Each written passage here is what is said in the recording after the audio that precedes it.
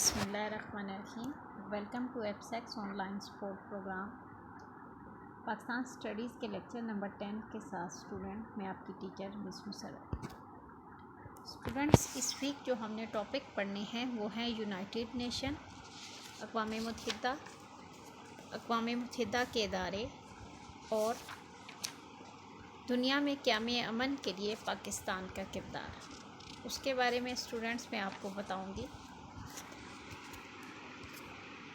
اور انہی ٹاپک سے ریلیٹڈ اسٹوڈنٹس جو شارٹ کوسچن آنسرز ہیں اور جو لانگ کوسچن ہے وہ آپ نے کرنے بھی ہوں گے، ریٹن میں بھی اور یاد بھی کرنے ہوں گے۔ اسٹوڈنٹس، سب سے پہلے تو میں بتاؤں گی اقوام متحدہ کے ادارے کے بارے میں، اس کے پس منظر کے بارے میں کہ یہ ادارہ کب اور کیوں قائم ہوا۔ پہلی جنگ عظیم فرسٹ ورلڈ وار کے ختم ہونے پر 1919 میں دنیا کی تمام قوموں نے ایک جماعت جسے لیگ آف نیشنز کہتے ہیں اسے قائم کیا، تاکہ دوبارہ اس طرح کی عالمی سطح پر جو ہے اتنی بڑی سطح کی جنگ یا اس طرح کے کلیشز نہ ہو سکیں۔ ان کو چھڑنے سے پہلے ہی وہ ادارہ جو ہے اس کے ختم کرنے میں اپنا کردار ادا کریں۔ لیکن جنگ کے بعد تباہی کو دیکھتے ہوئے دنیا بھر کی انسانی برادری نے آئندہ جو جنگوں کی روک تھام اور باہمی تعاون کے فروغ کے لیے ایک نئے ادارے کی تخلیق کو ضروری سمجھا، لیکن لیگ آف نیشنز اپنا کردار ادا نہیں کر سکی اس طرح، اور یہ جو ہے پھر دوسری جنگ عظیم کو چھڑنے سے اور نہ روک سکی۔ دوسری جنگ عظیم کے چھڑ جانے سے بڑے پیمانے پر تباہی ہوئی، اور اب جو ہے دنیا کے تمام بڑے ممالک کے سربراہان نے آپس میں سوچا کہ ایک ایسی جماعت ہو کہ جو دوبارہ جس کے ایسے اصول و ضوابط ہوں کہ اتنے بڑے پیمانے پر وہ تباہی کو روک سکے۔ چنانچہ 1945 میں امریکہ کے شہر سان فرانسسکو میں ایک کانفرنس منعقد ہوئی اور اقوام متحدہ یعنی کہ یونائٹڈ نیشنز کے بنانے کا فیصلہ کیا گیا۔ 50 ریاستوں کے نمائندوں نے 25 جون 1945 کو اقوام متحدہ کے چارٹر کی منظوری دی، اور یہ ادارہ جو ہے 24 اکتوبر 1945 کو وجود میں آیا، اور اس کا صدر مقام جو ہے وہ نیو یارک میں ہے۔ اب میں آپ کو اس کے قیام کے مقاصد بتاتی ہوں۔ بین الاقوامی امن کا قیام، معاشی اور معاشرتی تعاون کو فروغ دینا، انصاف کی فراہمی اور انسانی مسائل کا حل، یہ تھا اس کے قیام کے مقاصد، جس مقصد کے لیے یہ ادارہ قائم ہوا۔ یہ ادارہ جو ہے اقوام متحدہ 6 بنیادی اداروں پر مشتمل ہے: جنرل اسمبلی، سلامتی کونسل، تولیتی کونسل، معاشی اور معاشرتی کونسل، بین الاقوامی عدالت انصاف اینڈ سیکریٹریٹ۔ سب سے پہلے میں آپ کو جنرل اسمبلی کے بارے میں بتاتی ہوں کہ جنرل اسمبلی جو کہ اقوام متحدہ کا سب سے بڑا ادارہ ہے، اور تمام جتنے بھی اقوام متحدہ کے رکن ممالک ہیں وہ سب اس کے رکن ہیں۔ اس کا اجلاس ہر سال ستمبر کے مہینے میں منعقد ہوتا ہے۔ سلامتی کونسل کے غیر مستقل ارکان کا انتخاب کرنا، معاشی اور معاشرتی کونسل کے ارکان کا چناؤ، نئی ریاستوں کو رکنیت دینا اور کسی ریاست کی رکنیت کو ختم کرنا، اقوام متحدہ کی بجٹ کی منظوری اور دنیا میں امن کے قیام کے لیے کوششیں کرنا اس ادارے کی فرائض میں شامل ہیں۔ سیکنڈ ادارہ ہے سلامتی کونسل، جسے سیکیورٹی کونسل بھی بولتے ہیں۔ یہ اقوام متحدہ کا دوسرا بڑا ادارہ ہے، اور یہ ادارہ اقوام متحدہ کی مرکزی انتظامیہ کا درجہ رکھتا ہے۔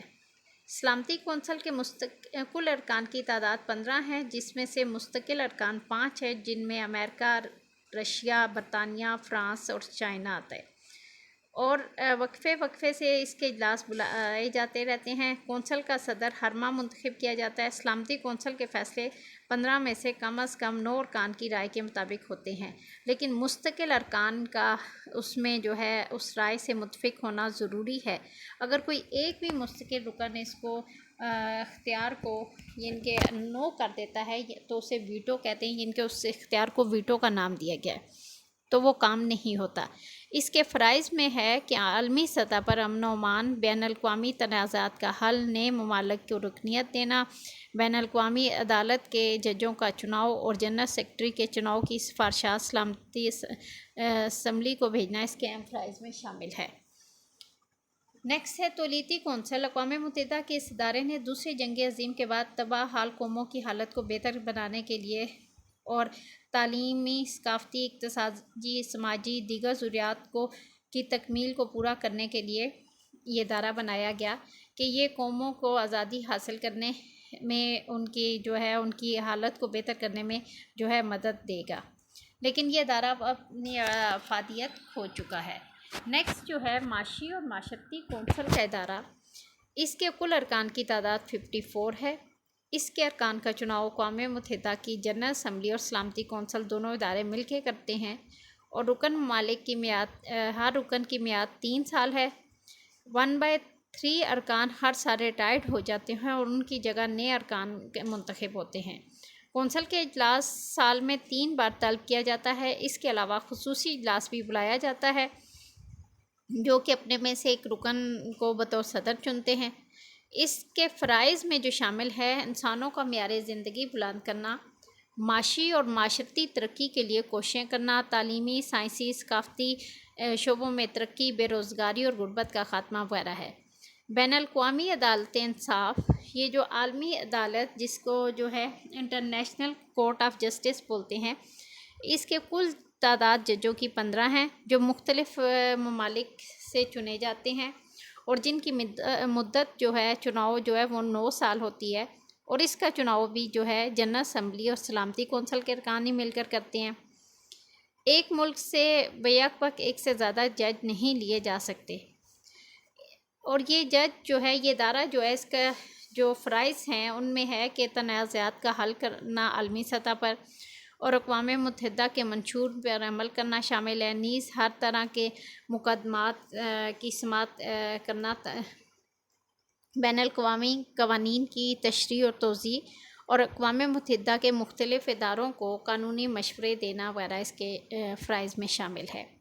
سیکریٹریٹ، یہ جسٹ لائک ایسا ادارہ ہے جس کا کام ہے ریکارڈ رکھنا، اور اس کا صدر دفتر نیو یارک میں ہے۔ اس کا سربراہ ہوتا ہے وہ سیکرٹری جنرل کہلاتا ہے، اور اس کی معاونت کے لیے کئی سیکرٹری بھی ہوتے ہیں۔ جنرل اسمبلی اور سلامتی کونسل یہ ادارے سیکرٹری جنرل کو منتخب کرتے ہیں جس کی مدت معیار 5 سال ہوتی ہے۔ اس ادارے کا کام تمام اداروں کے اجلاس کی کارروائیوں اور خط و کتابت کا ریکارڈ وغیرہ رکھنا ہے اس کے فرائض میں۔ نیکسٹ ہمارا جو سیکنڈ ٹاپک ہے وہ ہے دنیا میں قیام امن کے لیے پاکستان کا کیا کردار تھا۔